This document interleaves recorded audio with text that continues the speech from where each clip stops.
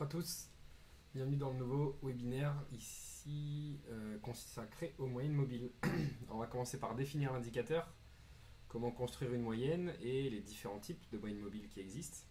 Et on parlera de son interprétation, quant au sens, positionnement et au croisement des moyennes. Et puis le paramétrage, quelle est l'incidence du paramétrage logique ou du paramétrage empirique. Alors, première partie, définition de l'indicateur. Alors les moyennes mobiles ou moving average sont les indicateurs techniques qui sont les plus utilisés, qu'on retrouvera le plus sur les graphiques, que ce soit les professionnels ou les amateurs. Elles correspondent en fait à la moyenne des prix sur une période donnée appelée la période de calcul. Donc en fait c'est une déformation des prix qui permet de regarder l'évolution moyenne du prix. Donc ça le lisse, hein, elles indiquent l'orientation du prix en le lissant. En méthode de calcul est très simple. Vous avez le prix. Alors imaginons si on voulait faire la moyenne des 4 dernières bougies, donc des 4 dernières périodes, donc une moyenne mobile qui aurait une période de calcul de 4. Donc on prend les 4 dernières clôtures, on en fait la moyenne, donc on les additionne et on divise le tout par 4 et on obtient la moyenne mobile tout simplement. Et puis ensuite on répète l'opération avec les 4 clôtures suivantes. Alors graphiquement, qu'est-ce que ça donne? Donc là, vous avez un graphique qui représente donc le prix de clôture, hein, c'est toujours le même, entre 9 h et 13 h. Ça, c'est la période de calcul sur 4 bougies. Donc on va faire la moyenne de ces 4 bougies et on va obtenir à peu près 3 € et quelques. Ensuite, un indicateur en fait a ce qu'on appelle une période glissante. Donc on va décaler la période de calcul vers la droite et maintenant on va faire la moyenne de ces 4 dernières clôtures et ainsi de suite. Ensuite on relie, hein, voilà. On déplace vers la droite, on calcule les 4 moyennes, on relie et ainsi de suite, ainsi de suite. À la fin, du coup, on obtient une courbe de moyenne mobile qui nous montre l'évolution moyenne du prix.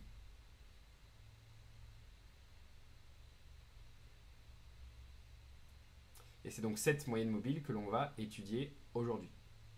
Donc vous voyez, la construction d'une moyenne est relativement simple, hein. Prix et moyenne du prix. Ce qui nous donne graphiquement quelque chose qui ressemble à ça. Donc on a le prix en chandelier et sa moyenne mobile ici à 10 périodes, c'est-à-dire que c'est une moyenne mobile qui est calculée sur les 10 derniers prix de clôture. Alors il y a plusieurs types de moyennes mobiles. Les plus utilisés sont les moyennes mobiles arithmétiques, que l'on appelle également les moyennes mobiles simples. Donc c'est la moyenne mobile dont on vient de voir le calcul. Donc on fait tout simplement la moyenne des dernières données et ensuite on fait glisser la période et on dessine de nouveaux points. Il y a également les moyennes mobiles pondérées qui donnent un poids plus important aux dernières valeurs. En fait, la moyenne mobile pondérée, elle va mettre un coefficient aux valeurs les plus proches de la valeur actuelle. C'est-à-dire qu'en fait, les données qui sont les plus éloignées vont avoir dans le calcul de la moyenne un poids beaucoup moins important. Donc ça permet d'avoir une moyenne finalement plus réactive. Et la moyenne mobile exponentielle fait exactement la même chose mais avec une autre manière, une autre méthode de calcul. Alors le mieux c'est de vous montrer un graphique qui représente les 3 moyennes mobiles pour que vous voyez vraiment la différence. Donc là, on voit en orange la moyenne mobile pondérée. Donc on voit qu'elle colle au prix, qu'elle est beaucoup plus rapide. En bleu, la moyenne mobile exponentielle. Et en noir, la moyenne mobile simple. Donc ce qu'il apparaît, alors c'est pour le même calcul, hein, donc une période de 10. Donc ce qu'il apparaît, c'est que finalement, bon, les 3 sont plus ou moins égales. Donc c'est vrai que les différences se situent à quelques exceptions près, à quelques pips près. On va faire un petit zoom par exemple sur cette zone là. Voilà. Donc là on voit bien que la moyenne mobile orange monte beaucoup plus, donc elle colle beaucoup plus au prix. Donc si on regarde l'orientation de la moyenne par rapport à la moyenne mobile orange, bon, c'est vrai qu'on aura des orientations qui seront données avant celles données par la moyenne mobile simple. Mais c'est pas parce qu'on a les données et les informations avant qu'elles seront meilleures, parce qu'effectivement, plus on est dans l'anticipation, et plus on va augmenter ce qu'on pourrait appeler les mauvais signaux, c'est-à-dire les informations erronées. Un des dilemmes de l'analyse technique et du trading, c'est ça. C'est toujours trouver le juste milieu entre anticiper et être en retard. C'est vrai que la moyenne mobile simple, elle est en retard, mais la moyenne mobile pondérée est anticipe peut-être trop. Donc il faut toujours trouver un juste milieu, ou alors accepter, comme on l'avait dit, les limites de l'indicateur. C'est-à-dire, de temps en temps, on a une information qui est beaucoup trop rapide et donc qui est bruitée, de mauvaise qualité. Et des fois, on a une information qui est beaucoup plus longue, beaucoup plus lente à venir, mais qui sera peut-être de meilleure qualité. Donc à voir en fonction de ce que vous aimez faire. Alors bon, moi j'utilise pas vraiment les moyennes, mais si j'avais à les utiliser, je me casserais pas la tête, je prendrais des moyennes mobiles simples. Et puis si je les veux plus rapides ou plus réactives, je mettrais une période plus courte tout simplement. Alors ce qui va nous intéresser maintenant, c'est comment est-ce qu'on les interprète et comment est-ce qu'on les utilise. Donc partie 2, interprétation et utilisation. Alors d'abord, on peut étudier le sens, le positionnement ou le croisement des moyennes mobiles. Dans tous les cas, l'utilisation d'une moyenne mobile sert à lisser le mouvement. On peut donc, comme on a dit, analyser le sens de la moyenne, donc soit il est haussier, soit il est baissier, ou il peut être neutre également. On peut également étudier le positionnement du prix par rapport à sa moyenne, j'en ai parlé la dernière fois, c'est-à-dire si le prix est proche ou éloigné de sa moyenne. Et on peut également étudier les croisements du prix avec sa moyenne ou les croisements de moyenne entre elles. Alors ici, vous avez l'orientation de la moyenne mobile. Donc le logiciel que j'utilise, ProRealTime, permet de mettre en couleur le sens de la moyenne mobile. Donc là, on voit que, hop, mon crayon, on voit que lorsque la moyenne mobile est rouge, c'est-à-dire que la pente est baissière, donc ça veut dire quoi? Ça veut dire qu'en moyenne, le prix évolue à la baisse. Lorsque la moyenne mobile est au vert, ça veut dire qu'en moyenne, l'évolution du prix se fait à la hausse. Donc ça permet, en étudiant le sens de la moyenne mobile, d'étudier le sens moyen d'évolution du prix. Alors le problème, c'est que du coup, c'est le sens d'évolution moyen. Donc par exemple, si on prend en considération ici, on aurait information que l'évolution moyenne, alors je vais peut-être changer de couleur parce que rouge sur rouge, on va dire que c'est pas ce qu'il y a de mieux. Bon, je sais pas, je peux pas changer de couleur, c'est pas grave. Donc ici, on a le départ qui serait donc ici. Donc le problème, c'est que regardez où est-ce que ça nous mène, ça nous mène ici. Donc on est quand même loin, c'est vrai, du vrai début de la tendance. Donc c'est une indication qui est retardée, mais qui va être lissée et qui va donc éviter tous ces petits bruits. Donc là, en gros, on aurait une tendance baissière entre ici et ici. Bon, j'exagère, c'est un peu plus tôt. Ensuite, ici, on aurait donc une hausse, et puis ici une baisse, une hausse, une baisse, etc. Alors on remarque que souvent, on a des petits traits rouges ici, ça veut dire que des fois la moyenne elle passe haussière, des fois elle passe baissière. Donc le mieux qu'on ait à faire en fait c'est d'avoir une sorte de double confirmation qui serait donnée et par le sens de la moyenne mobile et par le positionnement du prix. Donc on dirait qu'une tendance baissière c'est le prix qui est en dessous de sa moyenne mobile et sa moyenne mobile qui a une pente baissière. Et une tendance haussière serait donnée par un prix qui serait au-dessus de sa moyenne mobile avec une pente haussière pour la moyenne mobile. Toutes les autres cas de figure sont des marchés, entre guillemets, chaotiques, qu'il faudrait essayer d'analyser différemment. Donc là, par exemple, on a une tendance qui est forte. Ensuite, avant que ça se retourne, la moyenne mobile, elle est cassée ici à la hausse. D'accord, ici. Donc ça veut dire que la tendance est en train de faiblir. Ensuite, la moyenne mobile passe au vert, donc la tendance passe à la hausse. Ici, on voit que la moyenne est au rouge, mais avec un prix qui est au-dessus. Donc ça veut dire que la moyenne haussière est en train de ralentir. Ici, on est sous la moyenne mobile, avec une orientation baissière. Donc la tendance est en train de repartir à la baisse. Et donc on a également nos découpages.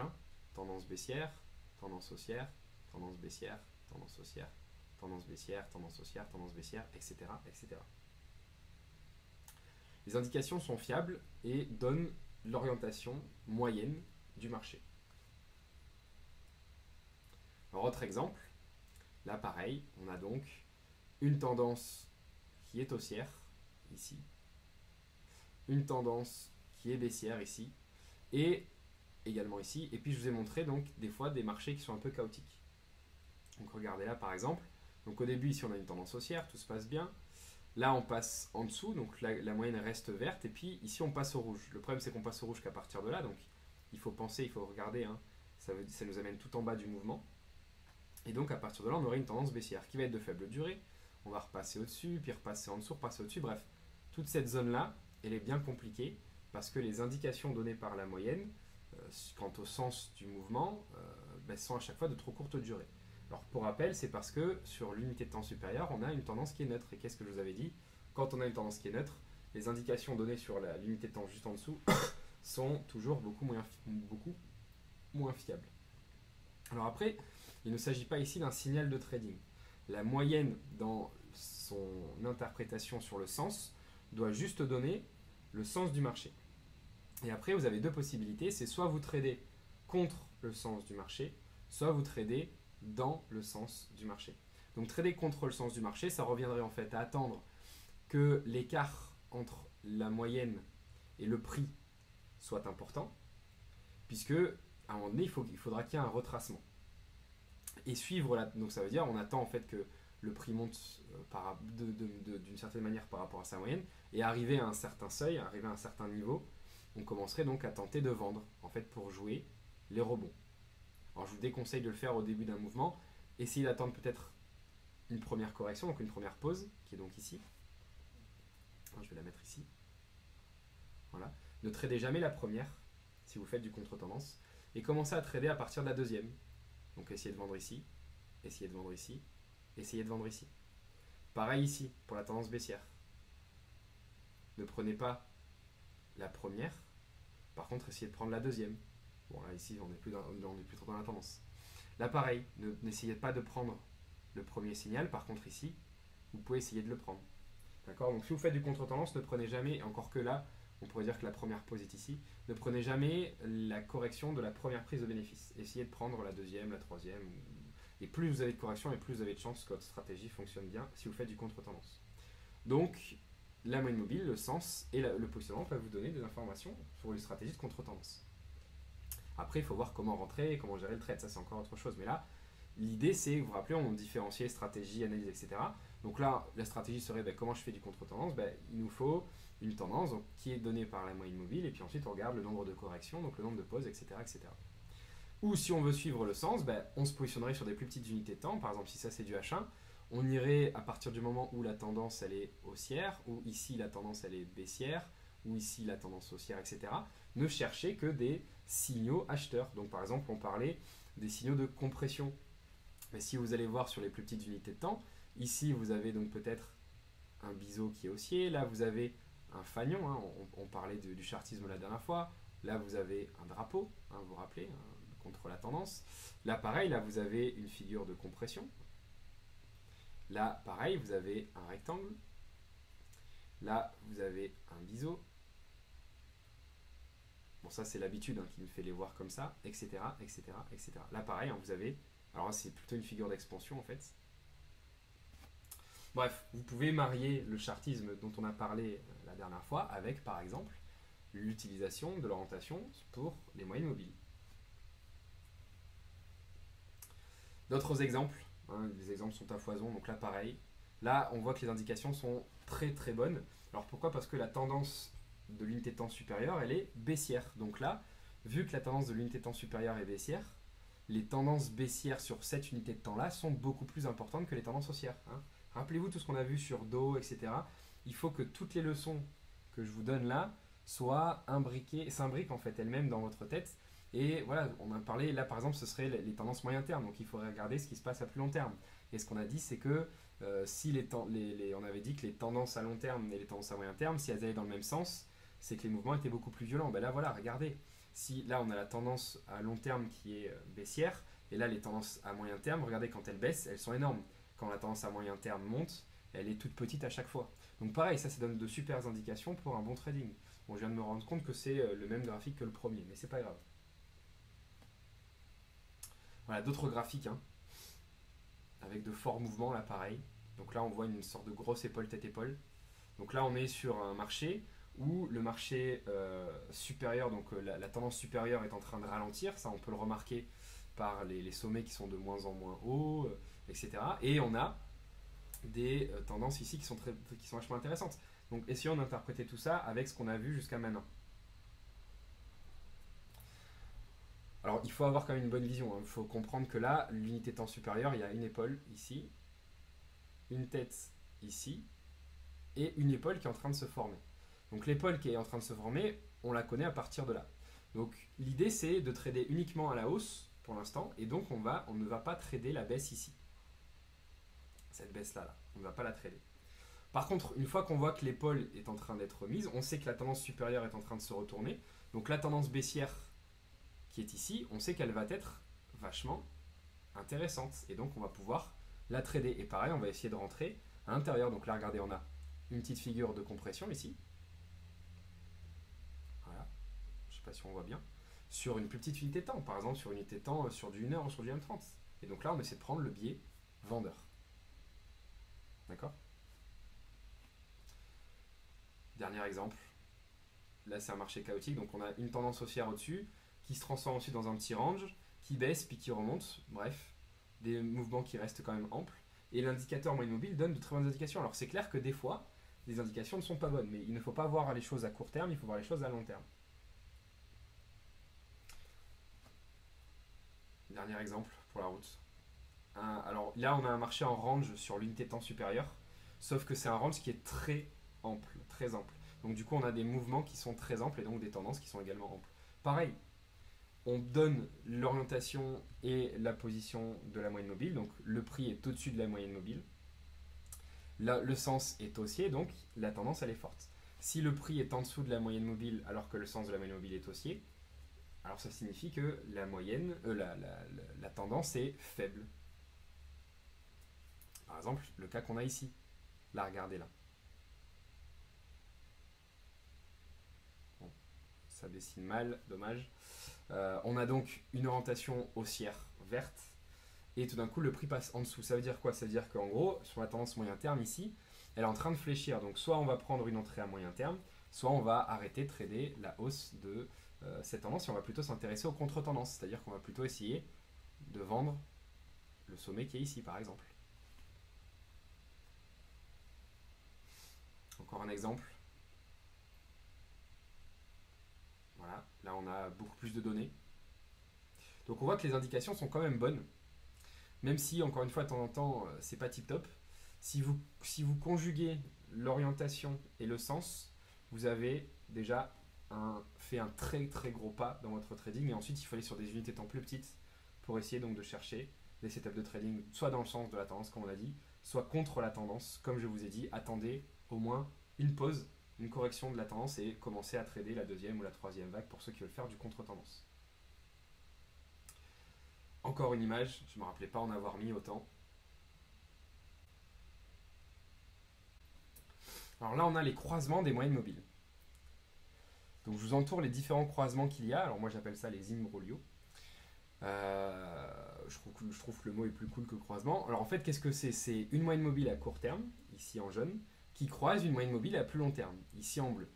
Donc là, ça donne des indications sur la tendance également, mais beaucoup moins bruitées que la simple orientation de la moyenne mobile et ou le positionnement du prix par rapport à sa moyenne.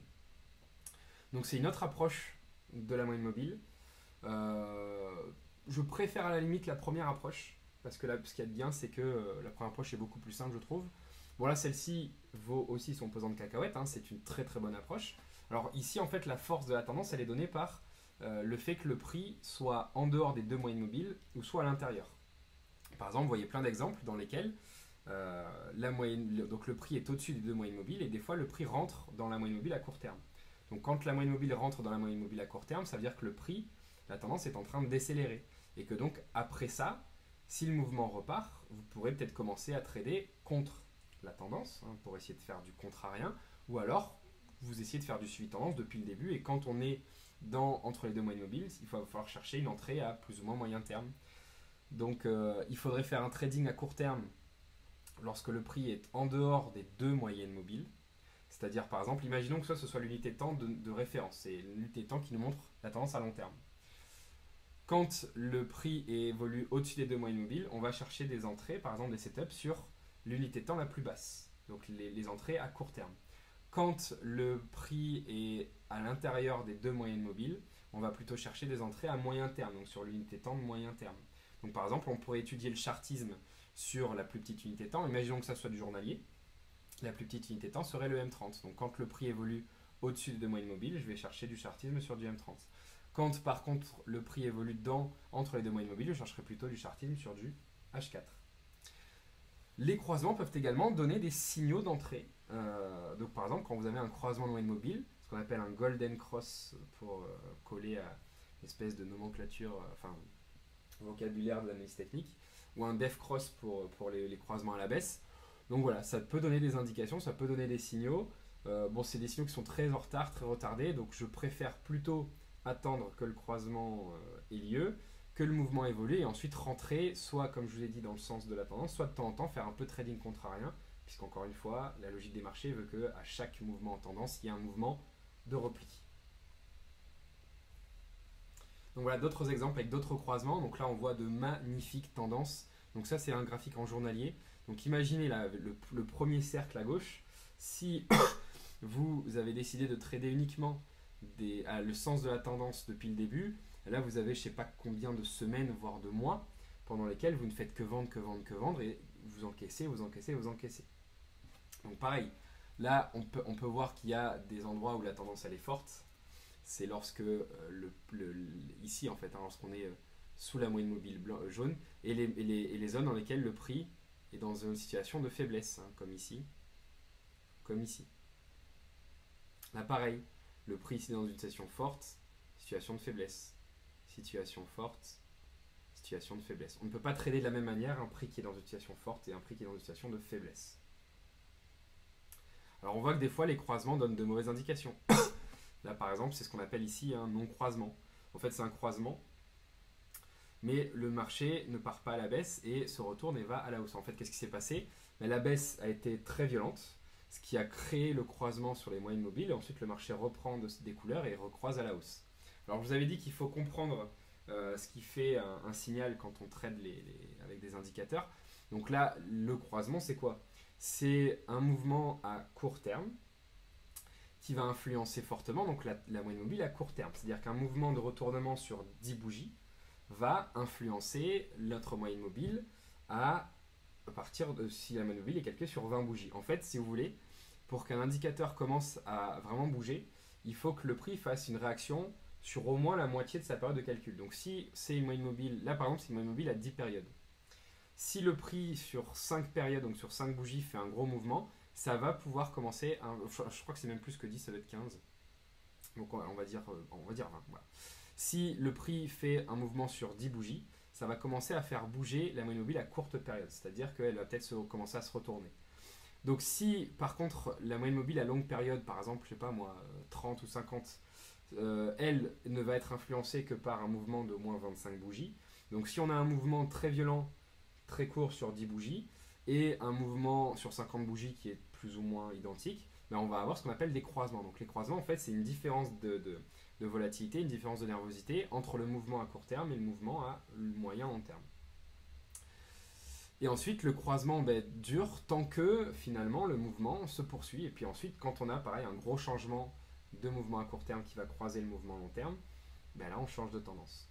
Donc voilà comment on peut définir une tendance d'une très très bonne manière. Donc encore une fois, ce ne sont pas des signaux, mais à donner l'orientation vers laquelle il faudrait trader ou pas, selon que l'on soit contrarien ou suiveur de tendance.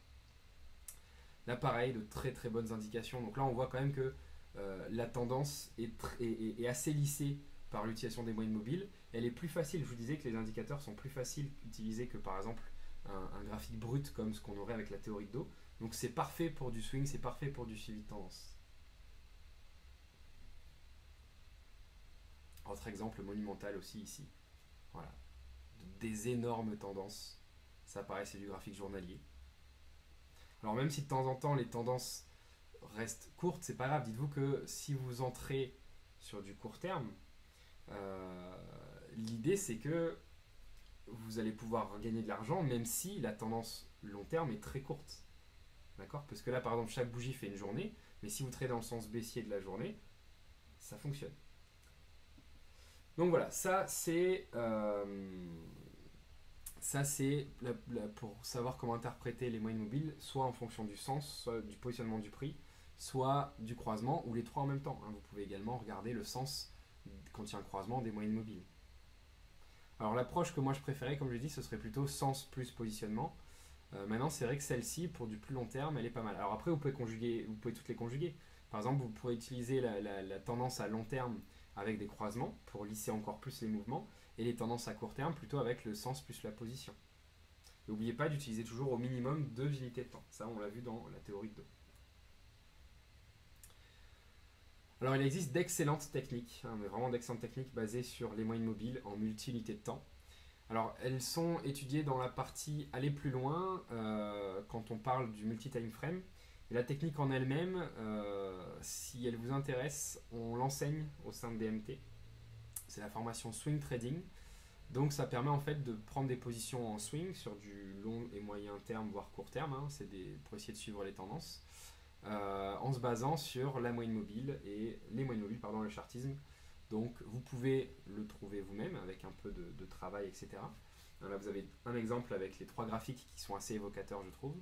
Mais voilà, là on a donc 3 moyennes mobiles, donc une 8, une 72 et une 24, qui donnent de très bonnes indications sur la tendance moyen, long, moyen et court terme. Donc voilà, si cette méthodologie vous intéresse, vous pouvez nous contacter donc à dmtrading.fr pour suivre la formation Swing Trading, où on vous apprend donc comment analyser, comment rentrer, comment sortir, comment gérer le risque, quelle paire choisir, etc. etc. Alors petit rappel, il existe 3 types de paramétrage comme on l'avait vu dans les indicateurs. Il y a le paramétrage logique, il y a le paramétrage empirique et il y a le paramétrage ésotérique. Alors le paramétrage logique, comme on l'a dit, c'est ce qui répond logiquement à l'activité humaine. Empirique, c'est ce qui répond au graphique. Et ésotérique, c'est ce qui répond à des croyances. Alors le paramétrage logique, il consiste en fait à utiliser une période de calcul en fonction d'un repère temporel. Alors ça veut dire quoi? Donc là je vous ai mis un graphique en bas qui représente une sinusoïdale. Alors qu'est-ce que c'est? C'est un graphique qui montre l'évolution cyclique de la volatilité. La volatilité, je rappelle que c'est l'amplitude des mouvements, mais là, ici, il s'agit de la volatilité directionnelle, donc c'est-à-dire la volatilité du mouvement par rapport à un point mobile. Tout en bas, c'est la courbe brute, c'est-à-dire c'est l'évolution de la volatilité brute. Donc on voit qu'il y a une zone basse. Donc la zone basse, qu'est-ce que c'est? C'est lorsque la volatilité est très réduite. Donc en gros, c'est un indicateur, c'est l'indicateur d'écart-type, qui nous indique, sur les 12 dernières bougies, 12 dernières périodes, que l'activité ici des traders était à 0. Donc le marché est neutre, le marché est en compression. Ça, c'est le marché qui accélère, qui décélère, et qui freine complètement jusqu'à revenir à 0. Donc on voit que c'est quand même plus ou moins cyclique. Alors j'ai essayé de rendre encore plus cyclique la courbe, donc on obtient cette courbe-là, et j'ai encore essayé de la rendre encore plus cyclique pour obtenir vraiment ça. Alors là on voit quand même avec quelle régularité extrême, il n'y a aucune triche, c'est des petites recettes maison, avec quelle régularité extrême, l'activité et l'évolution de la volatilité se fait. Donc ça en fait c'est un graphique qui a été calculé sur du 1 heure avec un paramétrage à 12. C'est-à-dire en gros c'est l'activité toutes les 12 heures ou toutes les 8 heures qui avait été moyennée sur 12, je ne me rappelle plus exactement. Mais en gros c'est pour montrer que l'activité sur les marchés, l'activité de la volatilité est extrêmement cyclique et répond aux heures. En fait en général ici c'est entre 7h et 9h du matin. Ici c'est à partir de midi 13h. Ensuite, on descend jusqu'à à peu près 15h. Et là, c'est de 15h jusqu'à à peu près 18h. Ensuite, on redescend jusqu'à peu près 23 heures. Ça, c'est la nuit jusqu'à peu près 3 heures du matin. Et puis on redescend encore une fois 7 heures, 9 heures. Donc en fait, ce sont les activités en fonction des sessions boursières, tout simplement. Donc le fait d'utiliser un repère temporel, donc un paramétrage qui est basé sur ça, ça a une certaine logique par rapport à l'activité humaine. Alors, paramétrage logique est destiné plutôt à la détection des tendances. D'accord ? Donc là, vous avez 3 moyennes mobiles. Une moyenne mobile à 72 périodes, une moyenne mobile à 24 périodes et une moyenne mobile à 8 périodes.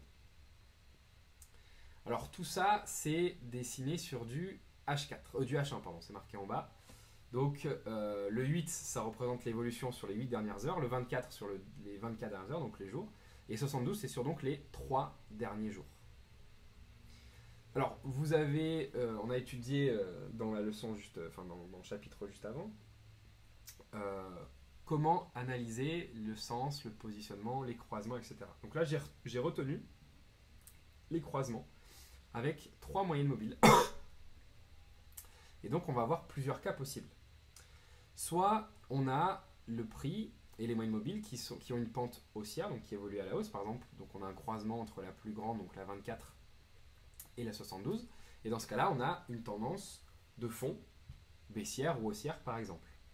Et puis, la petite tendance court terme, la tendance à 8 heures, elle nous indique plutôt la tendance à court terme. Et donc là, on va plutôt regarder l'orientation. Donc, les deux grosses moyennes mobiles, donc la rose et la noire, m'indiquent plutôt le sens. Et la petite moyenne mobile, enfin, je vais plutôt regarder le croisement pour le mouvement de fond. Et la petite moyenne mobile bleue va m'indiquer, quand je regarde le sens de la moyenne et le positionnement du prix par rapport à la moyenne, l'orientation de la tendance à plus court terme. Donc tout se passe bien lorsque on a des tendances. Là, on voit qu'il y a tout à gauche une belle tendance haussière, puis ensuite une tendance baissière, ensuite une belle énorme tendance haussière, et puis ensuite une tendance baissière. Mais des fois, les moyennes mobiles s'entrecroisent entre elles et ça fait un bon gros bordel. C'est donc ce que j'appelle l'imbroglio de moyennes mobiles. Alors on va prendre en exemple le premier. Alors ici, on a, donc j'ai zoomé, on a donc des départs en tendance qui se font, puisque donc on a dit, quand on a le croisement de la moyenne mobile noire avec le croisement de la moyenne mobile rose, on a la détection d'une tendance. Le problème, c'est qu'on voit que la moyenne mobile rose, elle est plus ou moins plane, elle n'a pas une très belle orientation haussière. Donc ça signifie que le marché n'est pas dans une tendance forte. Par contre, on voit tout à droite de mon graphique que tout d'un coup, la pente de la moyenne mobile passe vraiment à la hausse, et donc là, oui, là, la tendance commence à devenir vraiment intéressante. Alors, l'imbroglio de 3 moyennes mobiles montre un marché qui est faible. Alors, le problème, c'est comment détecter tout ça en temps réel et comment agir. Alors, il y a différentes alarmes, bien évidemment, puisqu'il s'agit ici de différents croisements. Donc déjà, il faut dire, comme on a dit tout à l'heure, que lorsque le prix est en dehors de ces moyennes mobiles, lorsque les 3 moyennes mobiles sont orientées dans le même sens, c'est qu'on a un mouvement fort. Lorsque la moyenne mobile à court terme est orientée à la baisse, c'est que le mouvement à court terme commence à faiblir. Et comme on l'a dit, quand le prix commence à être contenu dans les deux moyennes mobiles à moyen long terme, donc la 24 et la 72, comme c'est le cas ici tout à gauche, là, ici on a bien le prix qui est entre la rose et la noire, là ça veut dire que la tendance est en train de faiblir. D'accord ? Et lorsque le prix dépasse en plus la moyenne mobile rose, là c'est que le marché est vraiment faible. Donc en gros, on passe d'un marché en tendance fort à une petite faiblesse à court terme, une faiblesse à moyen terme et ensuite une faiblesse à long terme. Donc moi ce que je vous recommande, c'est quand vous commencez à détecter les faiblesses, c'est de ne plus faire de suivi tendance et de plutôt avoir une approche contrarienne ou de ne rien faire. Donc à partir du moment où on a ce croisement, donc cette espèce d'imbroglio de moyenne mobile, il y a une possibilité que je vous encourage, c'est de faire un gros range. C'est-à-dire vous prenez le plus bas, qui est donc ici, et vous prenez le plus haut qui est ici, et vous faites un gros carré. Et tant qu'on ne sort pas de ce range, vous maintenez ce carré et on ne fait plus rien et on analyse les marchés comme un marché sans tendance. Ou en tout cas qui est trop compliqué pour un marché en suivi de tendance. Alors là on remarque que si on trace le range, on sort à la hausse ici. On a la moyenne mobile rose qui est plus ou moins légèrement orientée à la hausse. Donc ici on a une sorte de... On pense qu'ici on est dans un marché en suivi de tendance, qui est dans une belle tendance haussière. Donc par exemple on va aller sur ensuite une plus petite unité de temps. Donc là on est sur du H1, on va essayer peut-être de rentrer en M5. Ici de chercher une figure de compression par exemple en M5 et de rentrer, ce qui aurait donné un beau petit trade. Mais ensuite par contre on rechute et on va encore recroiser les moyennes de partout. En fait on va re-rentrer dans l'espèce de range qu'on avait dessiné. Donc ce range, en fait, on va pouvoir le garder. Et tant que le marché ne part pas dans une belle tendance, on va maintenir ce range. Donc on a un imbroglio de moyenne, on trace un gros support et une grosse résistance qui vont entourer le prix. Et tant qu'on n'en sort pas, on n'a pas de nouvelle tendance et donc on arrête le trading en tendance par exemple. Autre exemple ici, encore plus probant. Donc là pareil, donc ici on a les premières faiblesses à court terme. Donc là on a une faiblesse à court terme, donc on sait que ici il faudrait peut-être trader à court terme, c'est-à-dire essayer de rentrer sur du M5. Ici, là pareil, essayer de rentrer sur du M5. Là on a la première faiblesse à moyen terme. Donc on sait qu'on va plutôt chercher des entrées maintenant à moyen terme, mais que maintenant par contre, si c'est la deuxième ou troisième, parce que c'est là je ne sais plus combien de corrections, hein, je crois que c'est là, on est ici, donc ouais, c'est la première grosse correction on va dire. Donc à partir de la deuxième, on pourra commencer à faire du contre-tendance si on veut. Donc pas celle-là, mais voilà, à partir d'ici de la deuxième, on pourra donc chercher ensuite des points bas. Donc là, on va essayer de rentrer ici, donc toujours pour notre suivi de tendance. Ensuite, on rentre dans les moyennes pour la deuxième fois. Bon, donc c'est pas grave, on cherche toujours des entrées en suivi de tendance, mais à moyen terme. Sauf que là, on va casser la moyenne ici. Donc là, l'alerte elle est donnée, la tendance elle est plus du tout intéressante. Donc on va plutôt passer en mode contre-tendance. On va mettre le plus haut ici en résistance et le plus bas ici en support. Et tant que ces plus hauts et plus bas ne sont pas cassés, on va rester dans le range. Alors ils vont être cassés à plusieurs reprises ici à la baisse. Sauf que la moyenne mobile rose ici n'a pas une pente qui est assez intéressante pour nous. Alors au début oui, donc on peut commencer à trader, mais pareil là on ne fera pas de perte, hein, puisque regardez, on est baissier de partout, on est baissier ici, on est en dehors de notre range. Et on a des petits signaux ici pareil en M5. Et là aussi on a un petit drapeau, ici on a une compression qui peuvent donner des entrées sympas. Alors c'est des entrées M5, donc c'est pour faire des petites entrées M5, donc des trades M5, hein, donc des trades qui ne vont pas durer longtemps, dans lesquels on peut avoir de bons petits résultats. Et puis après là-haut on va sortir à la hausse avec force, tellement fort que la moyenne mobile rose va s'orienter fortement à la hausse et donc on va reprendre un mouvement en tendance. Autre exemple ici, le prix casse la moyenne mobile rose. Là on voit qu'il y avait plusieurs imbroglios, donc pareil, on a une première faiblesse ici, on a la moyenne mobile, le prix qui passe sur la moyenne mobile bleue, puis ensuite la moyenne mobile bleue qui croise la moyenne mobile noire, le prix qui passe en dessous, donc là ce sont des entrées à moyen terme. Là on est à je ne sais plus combien de corrections, donc on peut également faire du contre-tendance, hein, du contrarien, donc pour essayer de prendre des positions vendeuses. Là on casse, donc pareil, on va regarder le plus haut, le plus bas, et tant qu'on n'en sort pas, on n'est pas dans une tendance qui est intéressante. Alors au début, si on a une première sortie en tendance qui, elle, sera malheureusement mauvaise, et puis on a un nouvel imbroglio, donc pareil, on va encore tracer, etc. etc. Alors ce qu'il faut...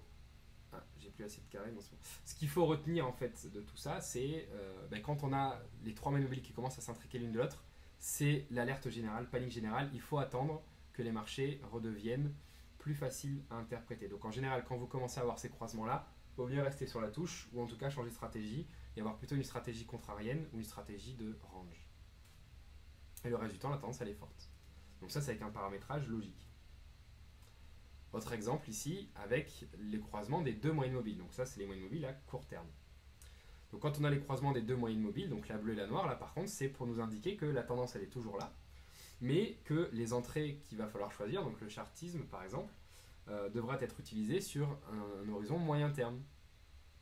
Donc par exemple, on peut le voir directement en H1, hein, par exemple en essayant de, je sais pas moi, de tracer ici un drapeau ou un fanion en H1.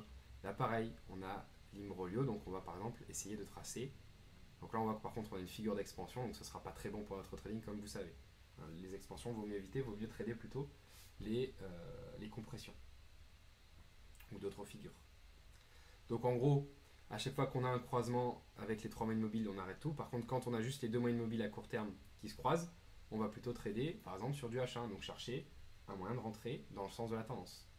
Et puis pareil, quand on a un nombre répété de croisements, c'est-à-dire qu'on peut commencer à faire du contre-tendance, donc avoir une logique contrarienne. Autre exemple ici. Ici aussi. Donc là, on voit qu'on est sur une fin de mouvement. Pourquoi ? Par rapport à plein de choses que je vous avais dit. Par exemple, là, on voit que les sommets sont de plus en plus rapprochés, les angles sont de moins en moins élevés. On a même une épaule tête-épaule, hein, épaule tête-épaule, donc des sommets qui sont de plus bas, de plus en plus bas. Mais pareil, au début on a une tendance qui est forte ici. Donc là on a le croisement de la moyenne mobile bleue et de la moyenne mobile noire. Donc ici on sait qu'on essaiera de faire une entrée à moyen terme. Donc on va essayer pareil de regarder s'il n'y a pas une figure de compression et donc d'essayer de rentrer là et essayer de capter un mouvement en H1. Ici pareil, au début on a une alerte, sauf qu'après on passe sous la moyenne mobile rose. Donc vous savez là c'est pas sur l'imbroglio des trois moyennes.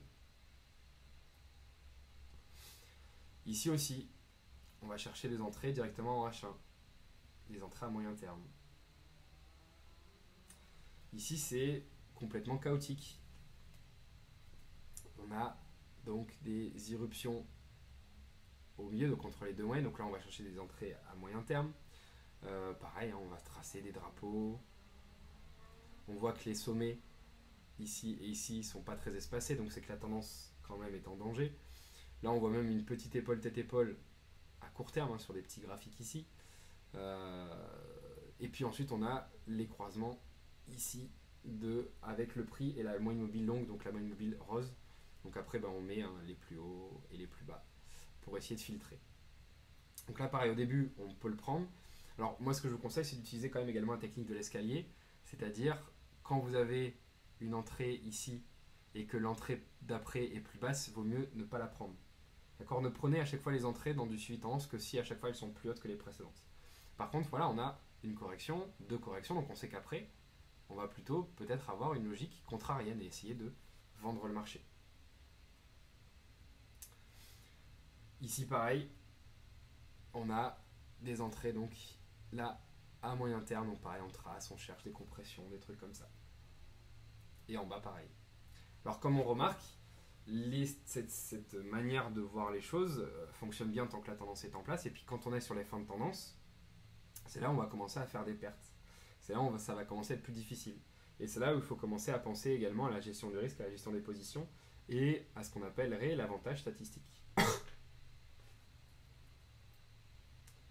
Et enfin, on a donc les croisements à court terme, donc le croisement du prix et de sa propre petite moyenne mobile quand on est au-dessus des deux autres. Donc ça, ce sont des petits croisements à court terme, donc on va trader par exemple en M5. Hein. Donc là, il y a plein d'opportunités. Donc, ce qu'il faut retenir de tout ça, c'est que le paramétrage logique sert à la tendance et sert à montrer les zones de faiblesse à court terme, à moyen terme, etc. Alors là, j'ai utilisé 3 moyennes mobiles, mais on peut en utiliser que 2 si c'est trop complexe à 3. Là, j'ai utilisé qu'une seule unité de temps, mais on peut en utiliser 2, et c'est même d'ailleurs recommandable. En fait, là, j'ai utilisé 3 moyennes mobiles, c'est comme si j'utilisais 2 unités de temps, en fait, parce que les moyennes mobiles représentent d'autres unités de temps ici. Elles représentent la tendance sur des unités de temps plus longues, comme le 3 jours, une journée, 8 heures, etc. D'accord ? Donc, ensuite, en fonction des croisements, on va dire si donc croisement du prix et de la moyenne mobile courte, c'est que la tendance à court terme, elle est faible. Donc, on est en train de faire une correction. Croisement du prix avec la moyenne mobile noire et ou de la moyenne mobile bleue avec la moyenne mobile noire, c'est qu'on est dans une faiblesse à moyen terme. Donc pareil, on va toujours continuer à chercher des entrées, mais cette fois-ci à moyen terme. Par contre, croisement avec la ligne rose, donc avec la moyenne mobile à long terme, les moyennes mobiles qui se mettent les unes dans les autres, là on arrête tout et on se met en mode sécurité et on trace des supports résistance pour attendre que la situation se décante et on attend qu'un mouvement se crée, même si on rentre plus tard, c'est pas grave, et que l'orientation surtout des moyennes mobiles soit bien orientée, donc à la hausse ou à la baisse. On évite de trader quand la moyenne mobile long terme est plate. Alors le paramétrage empirique, lui, il consiste à utiliser une période de calcul optimisée pour fournir de meilleures indications. Alors ça veut dire quoi ? En fait, on va mettre la moyenne mobile sur le graphique et on va faire varier la période. Donc au lieu d'utiliser une période comme 8, 24 ou 72, on va regarder quelle est la meilleure période qui donne les meilleurs signaux. Donc par exemple ici, j'ai pris une moyenne mobile et j'ai fait varier le paramétrage pour remarquer là où étaient les meilleurs signaux. Et j'ai gardé ce paramétrage puisque à chaque fois que le prix a croisé cette moyenne mobile, il s'en est suivi, dans la plupart des cas, une forte tendance. Et à chaque fois que la moyenne mobile était orientée dans un sens, donc à la hausse ou à la baisse, il y avait également une forte tendance. J'ai également remarqué que cette moyenne mobile faisait souvent office de support et de résistance. Donc cette moyenne mobile va pouvoir me servir à identifier le sens et pourquoi pas également des points d'entrée lorsque le prix contacte cette moyenne mobile. Donc en fait, pourquoi est-ce que ça peut fonctionner? Le marché a un mouvement qui a une certaine fréquence, une certaine ampleur. Et cette fréquence, cette ampleur, cette amplitude ne vont pas changer s'il n'y a pas de changements fondamentaux dans le marché. Donc tant que cette situation reste, le prix va, entre guillemets, respecter, écouter une certaine fréquence, une certaine période, que l'on peut mettre en exergue avec certains indicateurs, dont par exemple les moyennes mobiles. C'est donc de très bons signaux pour les croisements. Quand la moyenne mobile est cassée, là elle fait office de ligne de tendance. Une très bonne indication pour les tendances, etc. Le seul souci, c'est que de temps en temps, il faut la remettre au goût du jour, donc chercher un meilleur paramétrage. Donc là par exemple, ici c'est pour les rebonds, donc j'ai essayé de faire coïncider la moyenne mobile avec les plus bas. Donc on voit que souvent, quand le prix contacte la moyenne mobile, il y a un rebond baissier-haussier qui se crée là-dessus. Autre exemple ici. Alors là, il faut plutôt regarder à droite, parce que je l'ai paramétré pour le graphique de droite. Donc là, en fait, on voit que la tendance baissière, elle est plus ou moins respectée, enfin la moyenne mobile bleue respecte la moyenne mobile baissière, et quand on casse tout en bas, c'est que c'est le bon signal. Alors c'est une approche que j'aime un peu moins, vous l'aurez remarqué, puisque j'en parle beaucoup moins. Maintenant, c'est une approche qui peut être pas mal.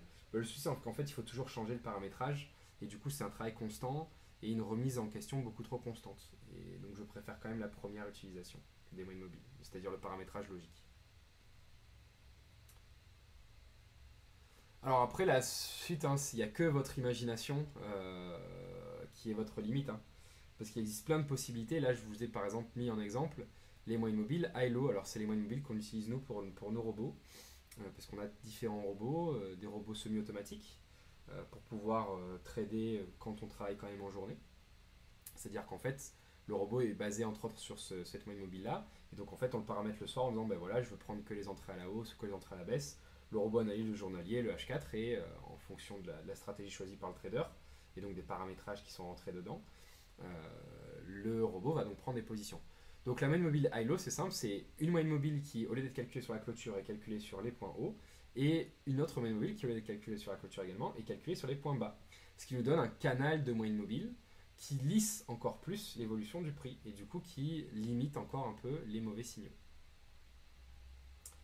Voilà, vous avez plein de différentes possibilités. Vous avez également les moyennes de Goupil, plein d'autres petites choses comme ça, les moyennes de Houle.